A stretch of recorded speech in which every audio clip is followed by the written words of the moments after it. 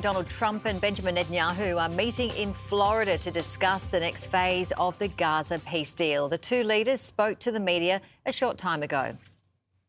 President Trump, are you going to have a green light for another attack in Iraq?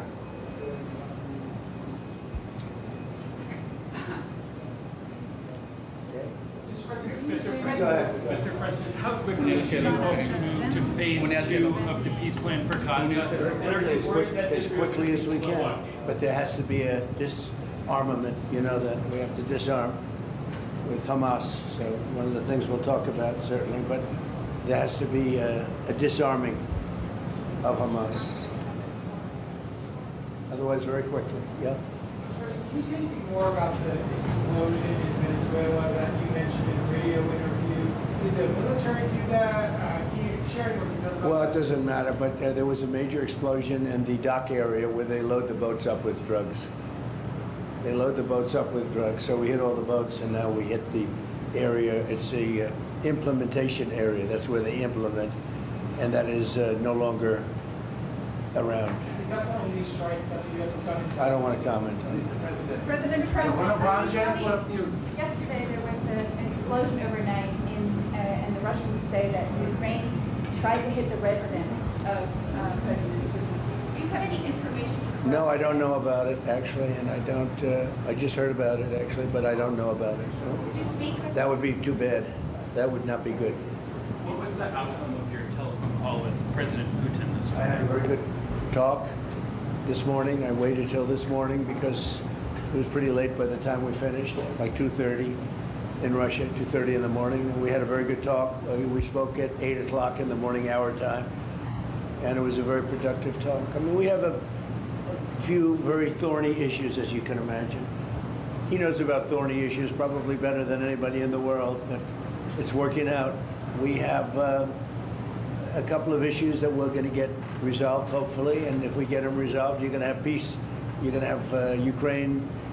They're losing 26,000 soldiers a month. Can you believe it? A month, 26,000 young, beautiful soldiers, and plus some people in Kiev, and relatively small, but a lot, still people, and it's a lot of people. But 26,000 soldiers were killed last month. Yes, please. President Trump, are you going to allow Turkish forces, or do you expect Turkish forces to be stationed in Gaza? So I have a great relationship with President Erdogan, and we'll be talking about it. And if it's good, I think that's good. And a lot will be having to do with Bibi. We're going to be talking about that. But Turkey's been great, and he's been, excellent as far as I'm concerned. I don't know about you. To me, he's been very good. Can we get another question? Sure. Yes. Can you tell me a little bit about your relationship with Prime Minister Netanyahu and how important it is for you to see him be pardoned by the Israeli president? Look, he's a wartime prime minister. He's done a phenomenal job. He's taken Israel through a very dangerous period of trauma.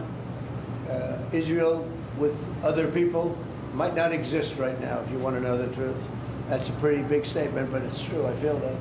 You had the wrong prime minister. Israel right now would not exist because they were met with a force the likes of which very few countries could have handled. And we worked together, and we were extremely victorious, to put it mildly. Now I hear that Iran is trying to build up again, and if they are, we're going to have to knock them down. We'll knock them down. We'll knock the hell out of them, but hopefully that's not happening.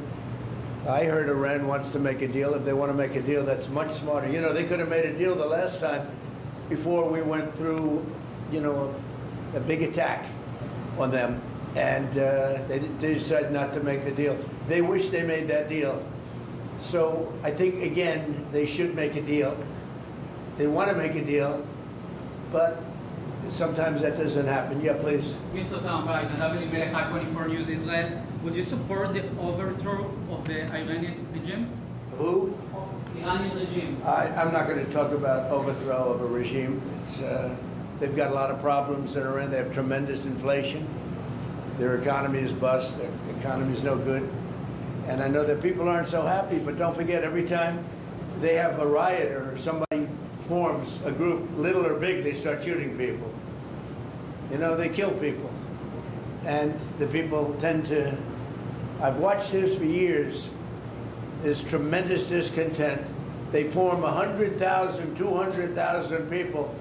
All of a sudden, people start getting shot, and that group disbands pretty quickly. So I've watched it for years. They're vicious, vicious people. Yeah. Mr. President, will you support an attack, Israeli attack on Iran if Iran will not have a deal? If Iran will continue with their ballistic missiles and also nuclear weapons? If they will continue with the missiles, yes. The nuclear, fast. Okay? One will be yes, absolutely. The other was, we'll do it immediately.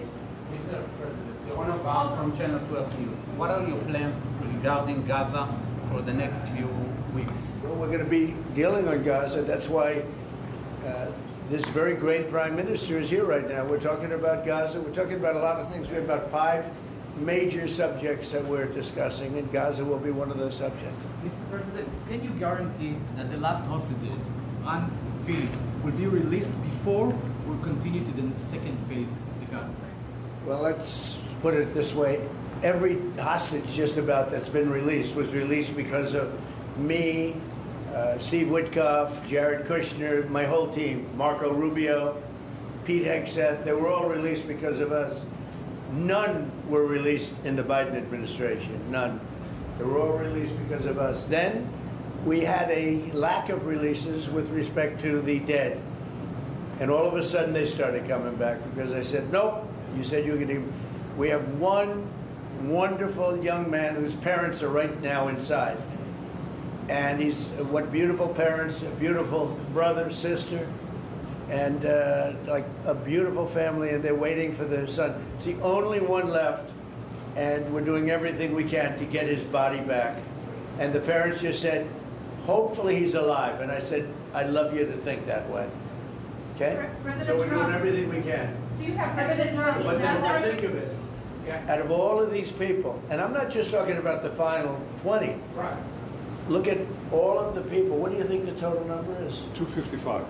255. 254 came out, one more. Think of that. And we got them all.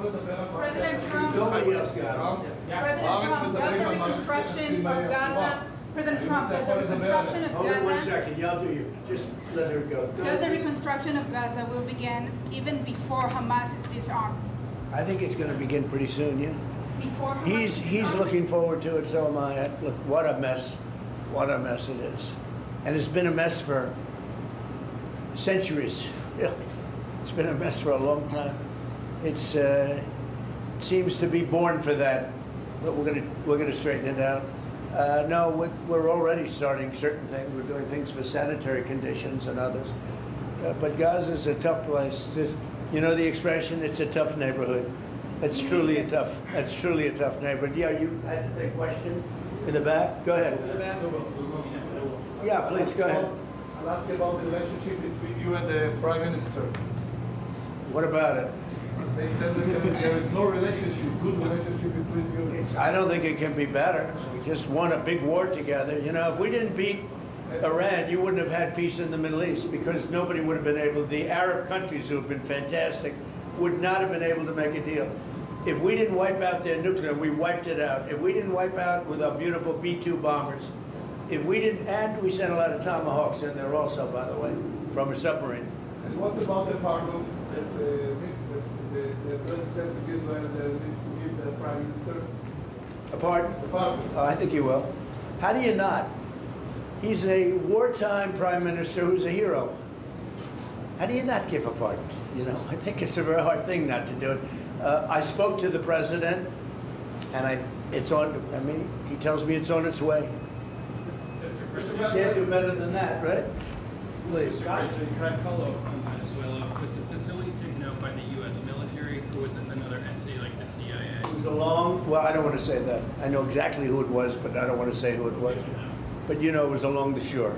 Mr. President, have you or anyone in your administration talked to Maduro in recent days? Well, I spoke to him. Recently? Pretty recently. Reasonably, but nothing much comes of it. Yeah. Mr. President, can you explain the You importance have to understand what he's done. They've sent billions of dollars of drugs in. but maybe just as bad. They've sent hundreds of thousands of people in from jails, from prisons, from mental institutions and insane asylums. The drug lords, the drug dealers were all sent into our country. But think of it, what he's done. Tren de Aragua, probably the worst gang. They cut off people's fingers. One man made a phone call to complain about them. He cut off their hand. They cut off his hand. Don't ever make a phone call again. We'll cut off your other hand. After that, we'll kill you, they said. That was in Colorado. I know they sent in all of the bad ones. They sent in some bad people. And that to me was just terrible. And they send in drugs. Now, I will say this. 97% of the drugs coming in by sea stopped. We're trying to figure out who the other 3% are. They have a hard time getting people to pilot those boats.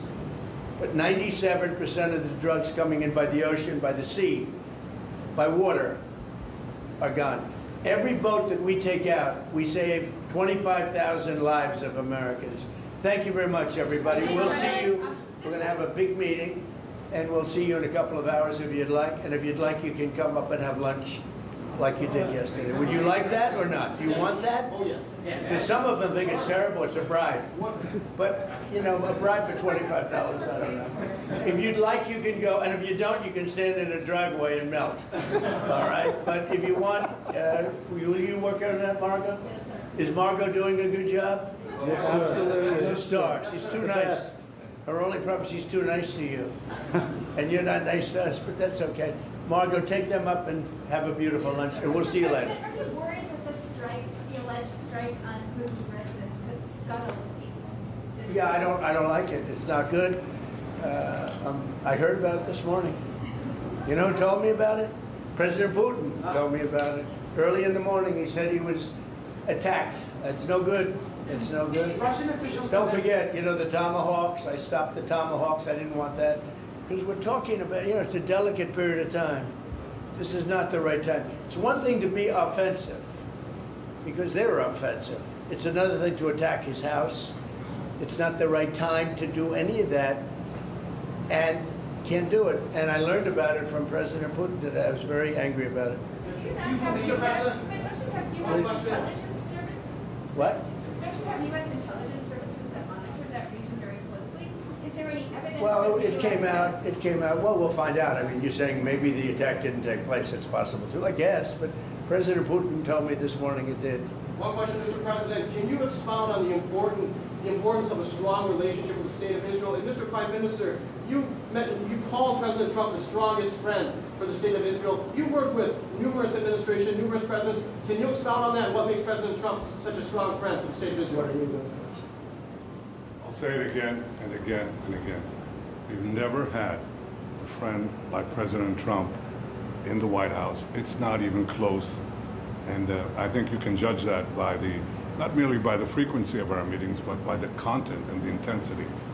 I think Israel is very blessed to have President Trump leading the United States, and I'll say leading the free world at this time. I think it's not merely Israel's great fortune, I think it's the world's great fortune. Well, I just want to say that it's very important who the Prime Minister and President of Israel is. We have a great relationship. It was an honor to speak before your leaders. That was a great honor for me. I think it has not happened before, or something they told me. But the relationship's been extraordinary, and Bibi's a strong man.